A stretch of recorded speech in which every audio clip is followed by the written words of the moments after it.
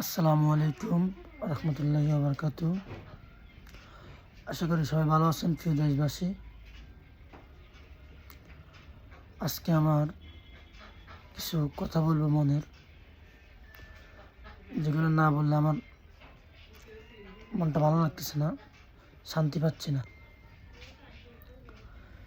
এই যে আমাদের দেশের এই পরিস্থিতি, খুবই দুরবস্থা। প্রতিদিন একটা না একটা ঘটনা হচ্ছে। আমাদের দেশের নিরাপত্তাহীনতা মানুষ বসবাস করতেছে।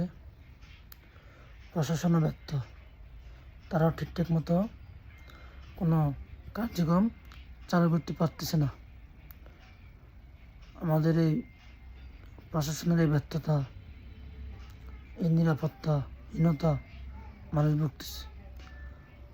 তো আমরা সবাই সবার মতো করে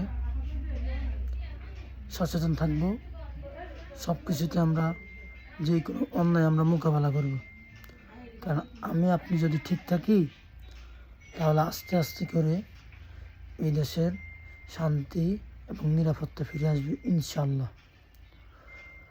তো আমরা ইনশাল্লাহ চাইব যে আল্লাহ তাআলা আমাদের এই দেশটাকে আমরা যেন ইনসাফের ভিত্তিতে দেশ কায়েম করতে পারি, ইসলামী হুকমতের ভিত্তিতে।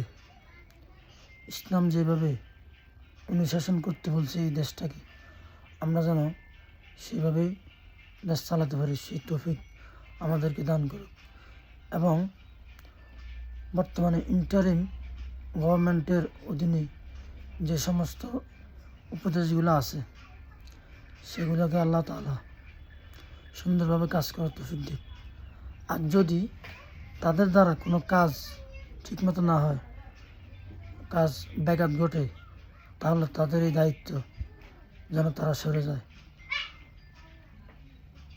আর আরেকটা কথা বলবো, এদেশে শরীফ ওসমান হাদি ভাইয়ের খুবই প্রয়োজন। যাক, আল্লাহ তাআলা তাকে নিয়ে গেছে, শহীদ মর্যাদা তাকে দান করুক। শরীফ ওসমান হাদি ভাই অত্যন্ত ভালো একজন মনের মানুষ, আশাবাদী সেটা মানুষ। তার জানাজার মধ্যে দিয়েই সে বুঝাই দিয়ে গেছে। এখন সর্বোপরি সে মৃত ঘোষণা, সে নাই, কিন্তু আমাদের লক্ষ লক্ষ মানুষের মনে প্রাণে শরীফ ওসমান হাদি ভাই বেঁচে আছে।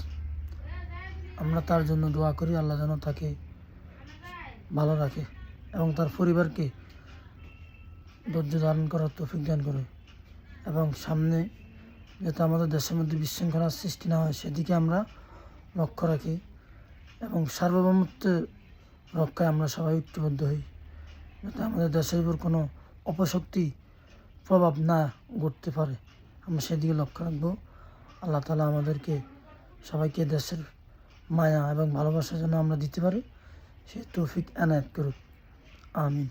আসসালামু আলাইকুম ওয়া রাহমাতুল্লাহি ওয়া বারাকাতুহু।